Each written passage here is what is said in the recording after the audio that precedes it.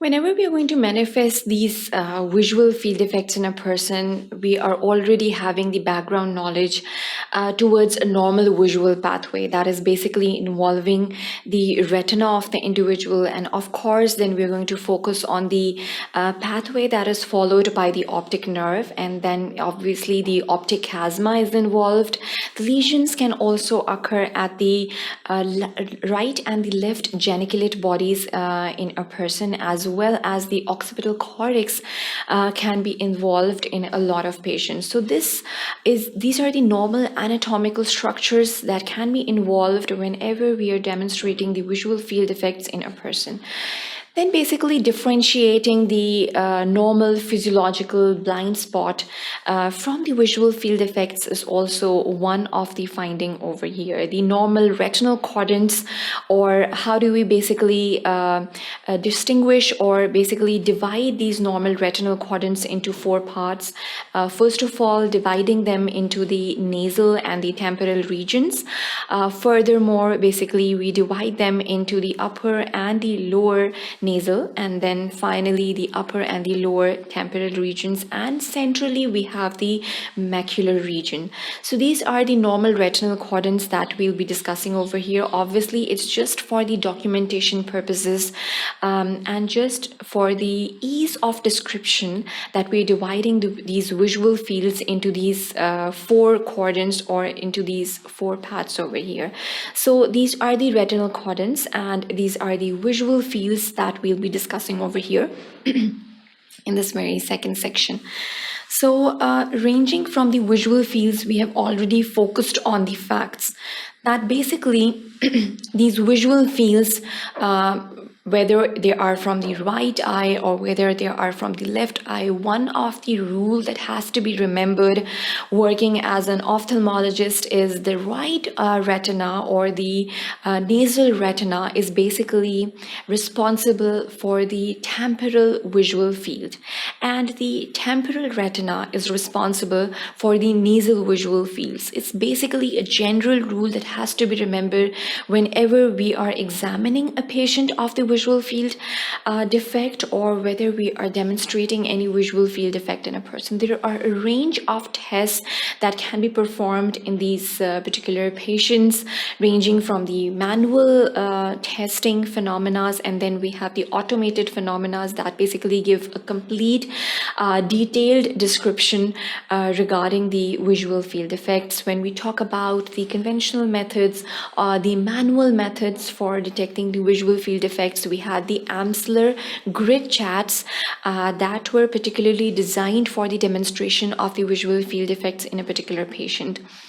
So the retinal quadrants will be discussed over here, and then we're going to move on to the monocular visual field effects in this particular patient. So if a person has monocular visual field defect, and on the other hand we have another patient who has basically a binocular visual field defect. So whenever there is a binocular visual field defect, it is going to be a central cause. It can be the occipital cortex that is usually involved, and whenever usually the unilateral visual field effect is demonstrated in a person, usually that particular retina is affected, or the optic chiasma, or it can be the geniculate body of that particular side that is affected. The effectees can be due to the trauma, it can be due to the infections, it can be anything that is basically making a lesion at that particular level in that particular visual pathway that we're talking about. So we'll be demonstrating we'll be defining first of all what are the blind spots and how are they formed physiologically in a person. So this is again one of the ways of the demonstration of the blind spots in a particular person, and how are we going to differentiate these physiological blind spots in a person from a pathological visual field defect in that particular person that we're talking about. So the retinas over here, if we look at the layering of the retinas over or the protective coverings of the eyeball over here, it can be the sclera.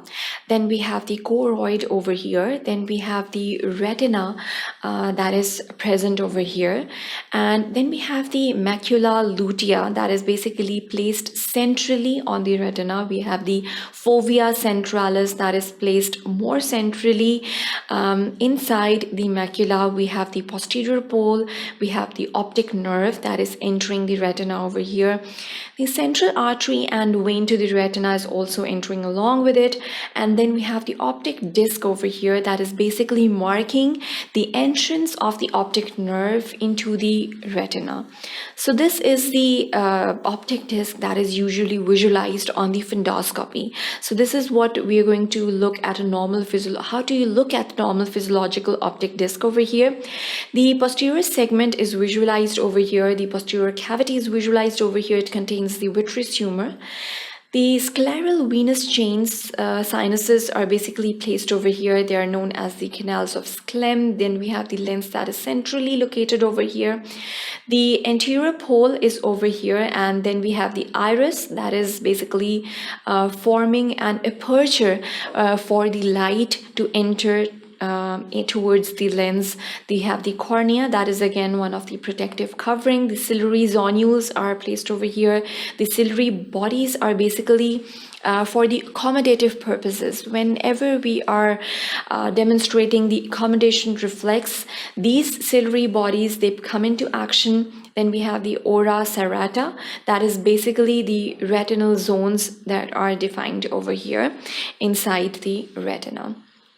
So these are the normal anatomical structures inside the eye, and any abnormality can affect the visual field, the visual acuity, and obviously the extraocular movements that can be demonstrated in a particular patient. The structures of the retina, when we focus on the histology or the cellular structuring of the retina, what are the different kind of cells that we find in a retina? It can be the amacrine cells that are placed somewhere over here in the upper zones. Then we have the bipolar cells that are uniting the amacrine cells towards the lower zones of the horizontal cells.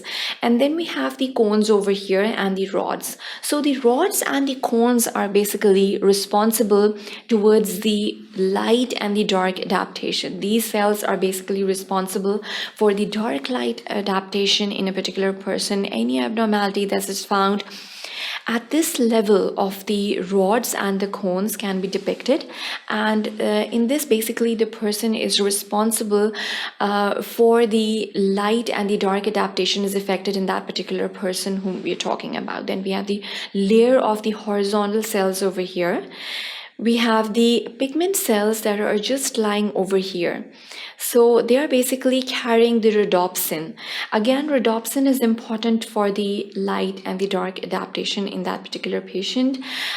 This is the peripheral zone, and this is the macular zone that is shown over here. And this basically schema is showing the arrangement of the different functional cells that are present in the retina for different purposes. It can be a normal vision, it can be a light and dark adaptation for which the retinal sense or the rhodopsin is important over here. So whenever we talk about the retinal quadrants, as we've already focused on the fact that we are dividing these retinal quadrants into the nasal and then we have the temporal zones over here. This nasal zone is further divided into the upper and the lower nasal zones, and then we divide the temporal zones into the upper and the lower temporal zones over here.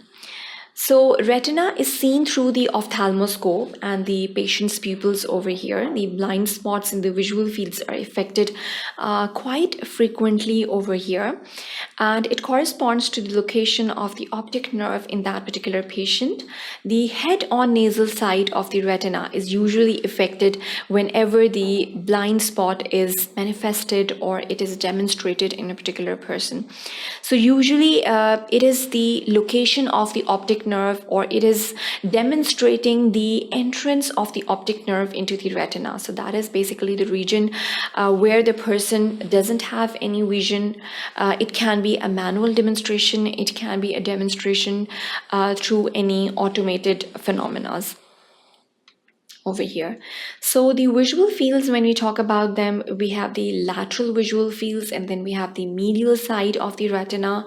The optic nerves from the retinal sides, they're going to enter towards the optic tract on that same side. And whenever there is this medial side, it is going to decussate at the optic chiasma towards the opposite sides. So it's again another finding that is quite important over here. That medially, there is going to be seen a decussation of the optic nerve, and laterally, we don't have any decussation of the optic nerve.